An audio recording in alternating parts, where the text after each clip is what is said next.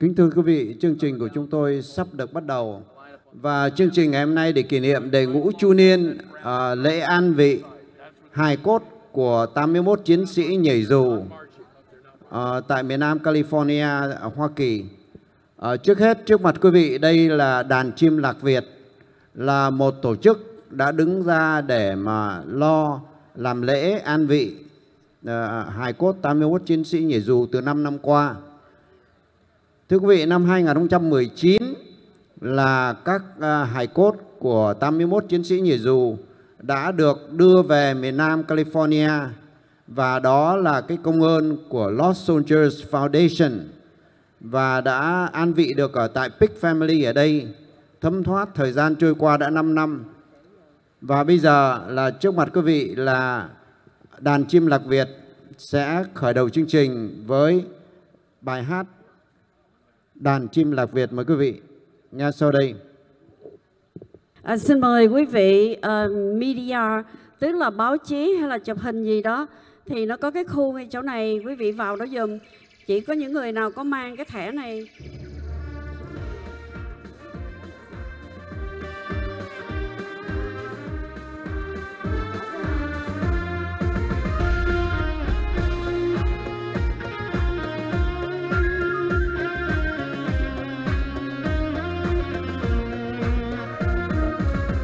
Đàn chim lạc Việt là những anh em phương xa, kết lại thành đàn thi phú văn thơ vui ca, quyết không nề hà công sức con tim bao la, như những mảnh thuyền tự do bao táp phong ba.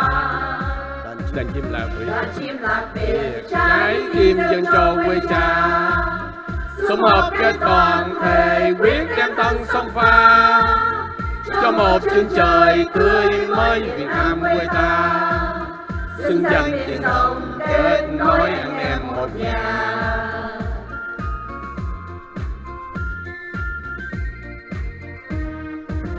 Từ phương trời này lên tiếng em phô cha, với tiếng một lòng quyết không Louisiana, sa tiếng của ngàn hải cũng bay hòa. Có nhiều người phải nói California. Đàn chim lạc Việt còn có Minnesota, tiếng vang toàn Texas với lòng thiết tha, bước chân lên đường chung phúc hát bài hoàn ca. Đàn chim lạc Việt tiếp bước Việt Nam Cộng Hòa.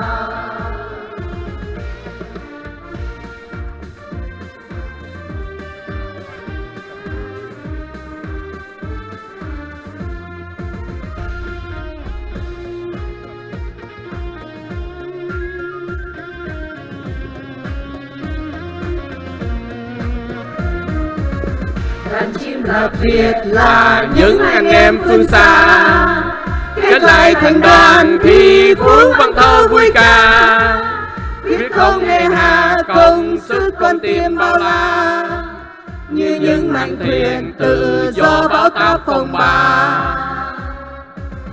Đàn chim lạc Việt, trái tim dâng cho quê cha, sống hợp kết toàn thề quyết đem thân sông pha, cho một chân trời tươi mới Việt Nam quê ta, xứng danh tiền hồng kết nối anh em một nhà.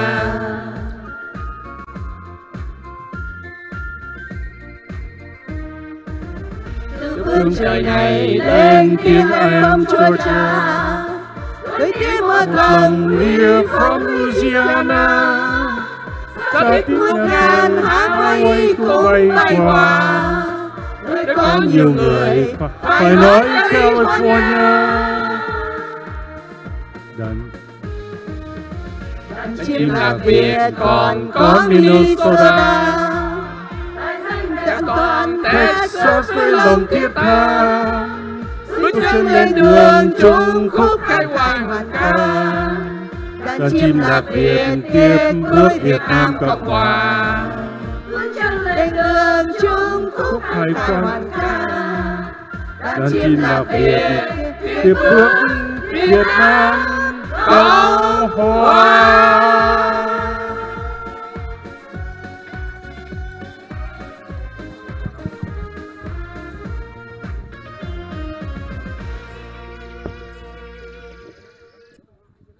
Kính thưa quý vị, kế tiếp mời quý vị thưởng thức bản nhạc Tình Hoài Hương, nhạc và lời của Phạm Duy do lớp thanh nhạc Lê Hồng Quang trình bày.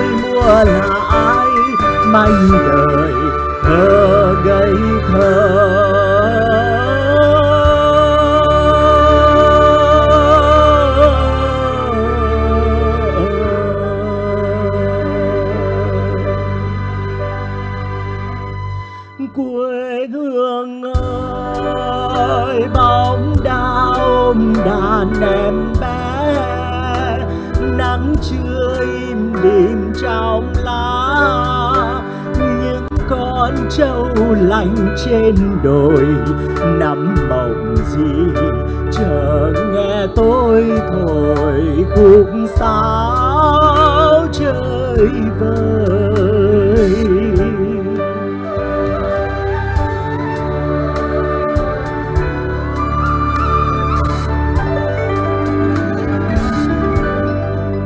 Quê hương ơi, tóc sương mẹ già yêu dấu, tiếng ru nỗi niềm thở âu, cánh tay êm tựa mái đầu. Tôi bóng hình từ bao lâu còn ghi mãi sắc màu.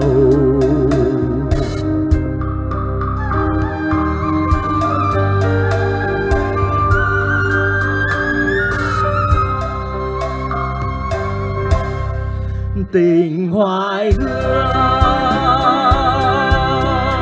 khói lam hương tâm hồn chìm xuống chiều xoay hương, sống vui trong mối tình muôn đường, tình ngàn phương biết yêu nhau như lòng đại dương.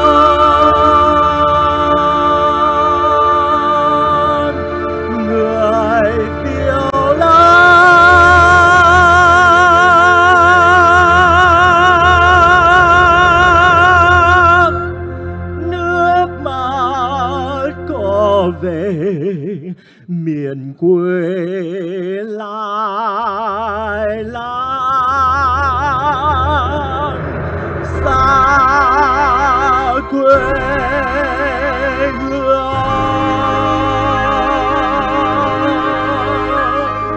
yêu quê hương.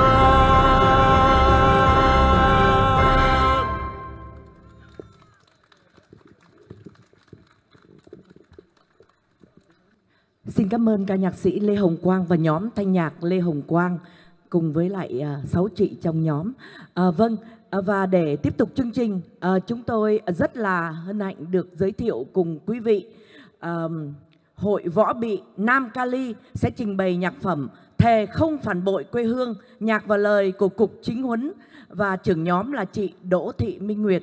Xin mời Hội Võ Bị Nam Cali lên sân khấu ạ.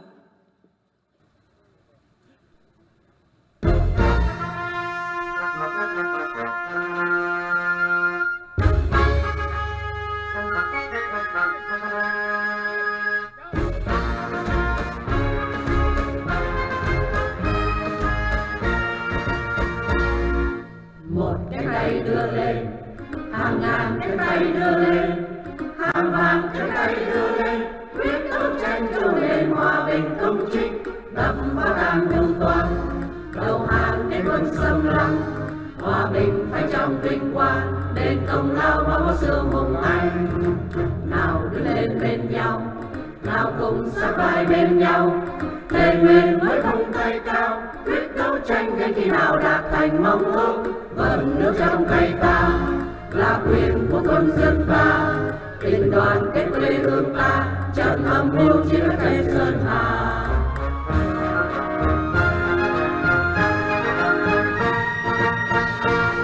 Quyết chiến, thề quyết chiến, quyết không cần hòa bình đến tôi, chẳng liên hiệp hội chung quân đất nước phong nô. Quyết chiến, thề quyết chiến, đánh cho cùng dù mình phải chết, để mai này về sau con cháu ta sống còn. Vận nước đang vươn lên, hàng ngàn chiến công chưa quên, hàng vạn sắc quân phong nô đã chứng minh cho sự mạnh hào hùng quân dân. Thề chưa bao lùi chân, ngồi cùng với quân xâm lăng, ta thà chết chứ không hề lui, quyết không hề phản bội quê hương. Ta thà chết chứ không hề lui, quyết không hề phản bội quê hương.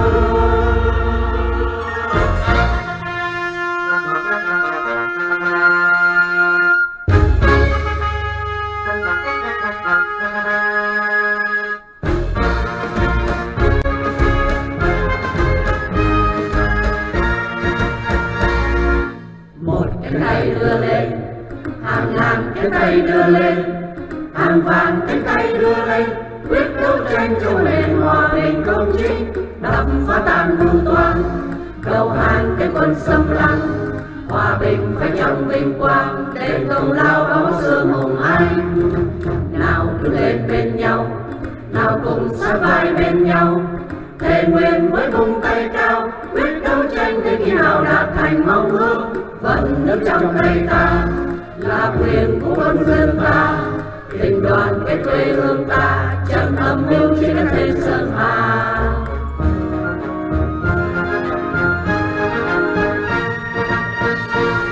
Quyết chiến, thề quyết chiến, quyết không cần hòa bình đến thôi, chẳng liên hiệp hội chung quân ba nước phong nô.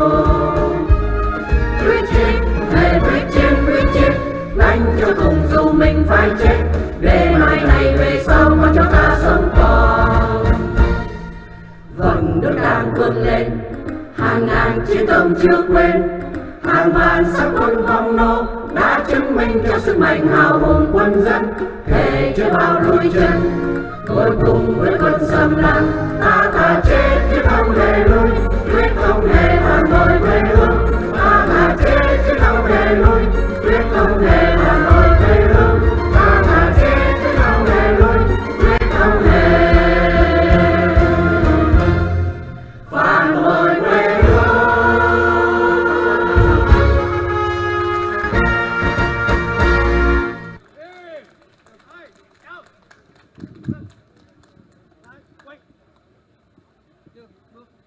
Xin cảm ơn Hội Võ Bị Nam Cali. Kính thưa quý vị, kế tiếp chúng tôi xin kính mời quý vị thưởng thức bản nhạc Hành khúc Thủy quân lục chiến Việt Nam Cộng Hòa do gia đình Thủy quân lục chiến Hậu Duệ trình bày. Xin mời ban nhạc gia đình Thủy quân lục chiến Hậu Duệ.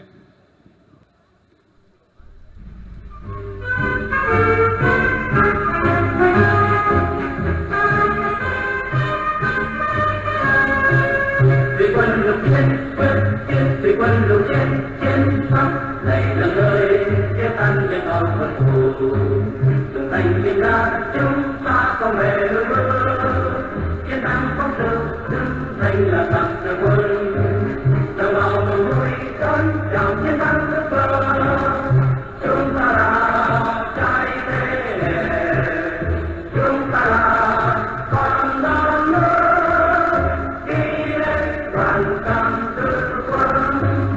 một đi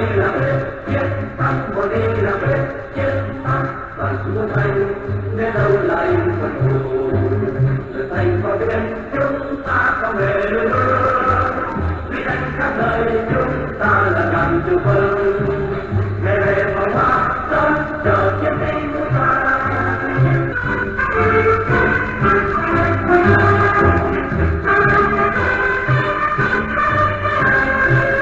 Thủy quân lục chiến thủy quân lục chiến chiến thắng này là nơi chia tan những ông quân thù từng thành viên ra chúng ta có về lối chiến thắng phong trào đứng thành là tặng cho quân đồng bào mừng vui đón chào chiến thắng đất vỡ chúng ta là trai thế chúng ta là con non nước đi lên đoàn cam tư quân một đi là biết chiến thắng một đi là biết chiến thắng và chúng thành nghe đâu lại quân thù rồi thành có biết chúng ta có về lối vì đánh khắp nơi chúng ta là ngàn chư quân ngày về vào hoa đón chờ chiến binh của ta.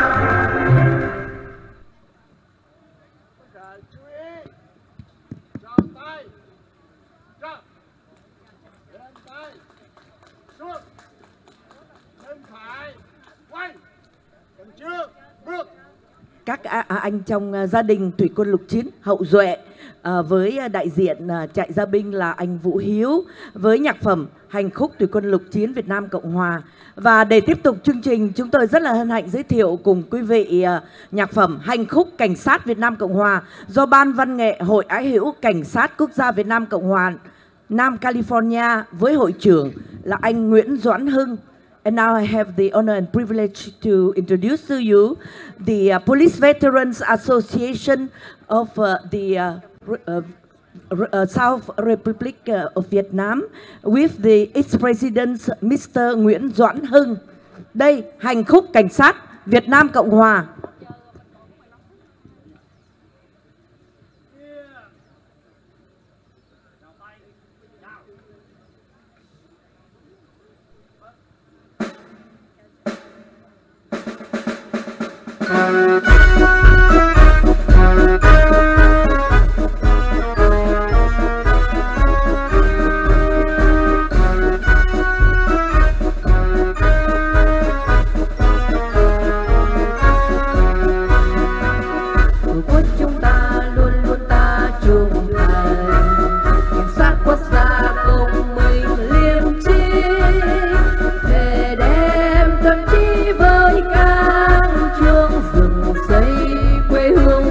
Tranh đấu luật pháp quốc gia công tâm thi hành cảnh sát chúng ta phục vụ dân chúng cùng nhau tái thiết nước non nhà nguyện xây an ninh đời hậu phương.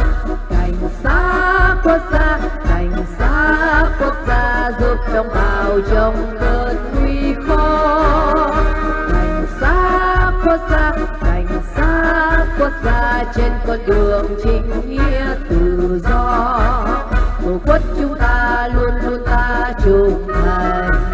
Cảnh sát quốc gia công minh liêm chính.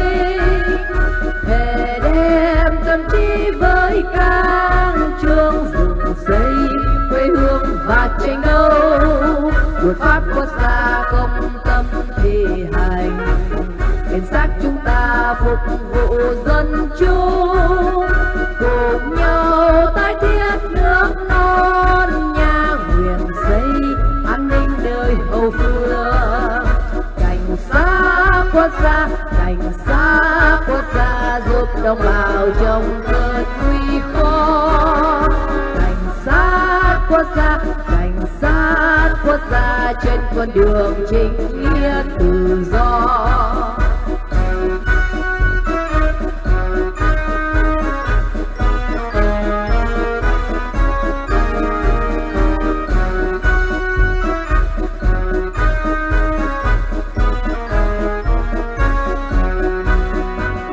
Tổ quốc chúng ta luôn luôn ta trung thành, cảnh sát quốc gia công minh liêm chính, để đem tâm trí với các chuông rừng xây quê hương và tranh đấu.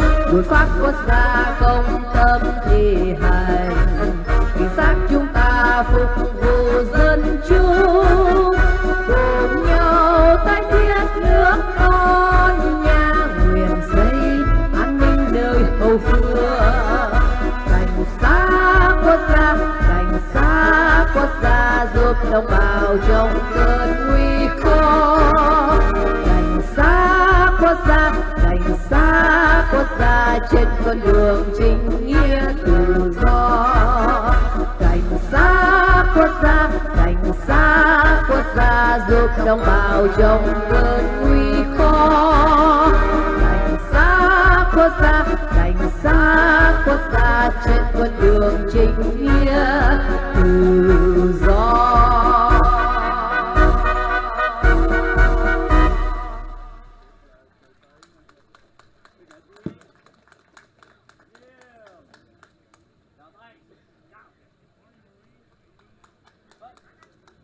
Quý vị vừa thưởng thức hành khúc cảnh sát Việt Nam Cộng Hòa.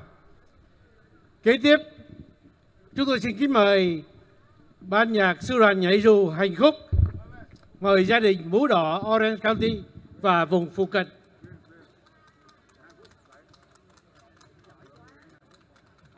All right, the media, listen up. The media, there is a media section. We want you to get all the media will go into that section unless you have a special pass. Please follow these instructions. Kính thưa quý vị, những người nào về báo chí hay là truyền hình, xin mời quý vị về cái khu vực có chữ Media Area, please. Làm ơn lên đó giùm, trừ những người nào có mang cái bảng tên này là của Lost Soldier Foundation thì quý vị không cần đi đâu hết. Còn tất cả còn lại thì làm ơn vui lòng về cái khu media giùm. Tại vì như vậy để không có bị che và án ngữ với những cái ống kính của bên Lost Soldier Foundation. Xin cảm ơn quý vị. Và kính thưa quý vị, sau đây anh em chúng tôi sẽ trình bày nhạc phẩm Sư đoàn nhảy dù hành khúc. Tất cả chú ý. Chào tay. Chào. Phút.